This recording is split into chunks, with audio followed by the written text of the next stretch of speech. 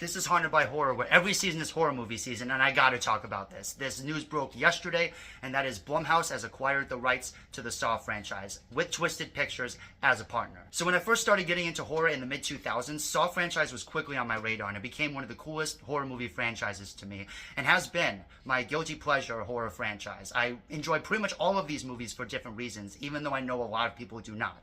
And it's the one series that I'm always very curious as to what the rankings of that different people have are going to be. It's the one franchise that I'm always interested in that. So I just think the Saw franchise is a cool franchise. Yeah, some of the rules are a little bit skewed. Like I said in the first one when I reviewed that movie a few years back, I said it's really weird that Jigsaw slices that cop's throat and then basically murders Detective Singh. At that point, you're a killer, dude, okay? Just accept it, all right? But I digress. I love the movies for the most part, and I didn't realize that Atomic Monster, that is James Wan's production company, had joined forces with Blumhouse. So that means technically James Wan is back in creative control. He has not been in creative control at all since the first one. He was an executive producer on the second one, but that was about it. And then the other sequels had nothing to do with him.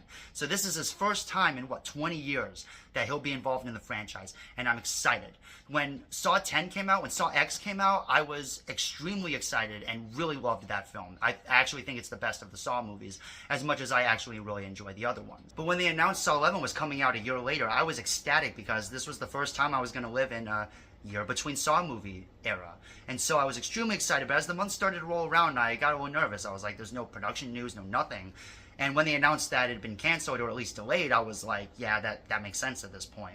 But then they canceled it completely, and I think I did a video on that too, and I was like extremely sad about that.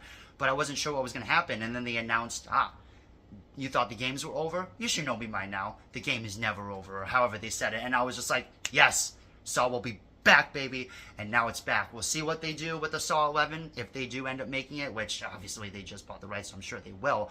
But this news extremely excites me as a Saw fan, with James Wan in some sort of creative control again, and I could not be happy about that. So, Saw being acquired by Blumhouse. What do you guys think about this? Because I know Blumhouse has a track record of having movies that people love, and then the people don't really jive with and people don't really like that much at all. So I'm curious to what you guys think about this. Please let me know in the comments below. And please consider subscribing for more Saw content. This is Haunted by Horror.